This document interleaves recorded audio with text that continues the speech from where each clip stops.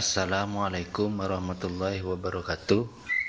Jumpa lagi dengan saya, channel Bisnis Sukses. Kali ini saya akan memberikan tips agar kita hemat dalam pembayaran listrik dan juga terhindar dari bahaya kebakaran listrik. Yang pertama, instalasi rumah kita harus menggunakan kabel engkel seperti ini. Ya. Yang pertama. Karena apa? Karena kabel seperti ini tidak mudah koslet. Misalnya seperti digigit tikus, ini tidak mudah rusak.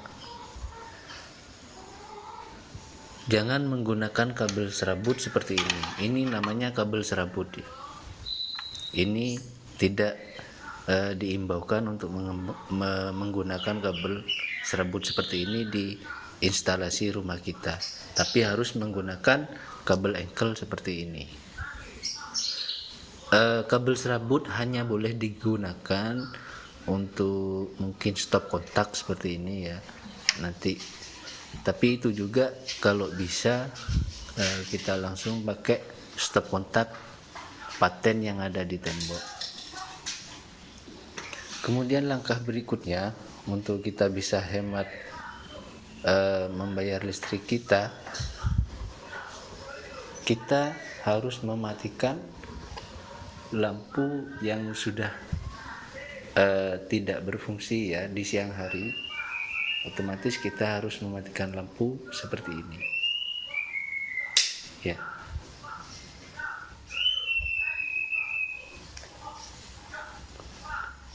Kemudian TV, karena ini hanya main game ya dan tidak menonton TV-nya, maka TV-nya harus dimatikan. Seperti ini ya. Kemudian langkah selanjutnya adalah kulkas. Ini biasanya banyak menghabiskan listrik. Biasanya kadang bengkaknya pembayaran karena kulkas yang selalu nyala. Jika kulkas kita kosong seperti ini ya, isinya hanya sedikit dan tidak menyimpan daging ya. Jadi dari angka 3 bisa dilihat di sini ya, dari angka 3 kita turunkan ke angka 1 ya, seperti ini. Atau jika kita tidak membuat es batu, maka kita turunkan ke angka 1 seperti ini ya. Kemudian bagaimana agar kita aman dari kebakaran listrik? Misalnya kadang ada berita rumah terbakar karena arus pendek atau karena listrik. Jadi saat kita bepergian atau keluar rumah atau keluar kota ya, jangan lupa untuk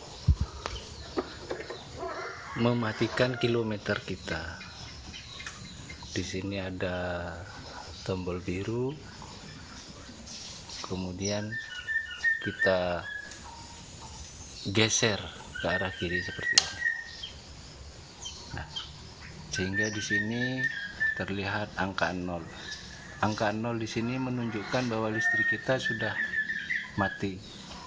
Tentunya tidak akan ada korsleting jika sudah menunjukkan angka 0 atau sudah mati.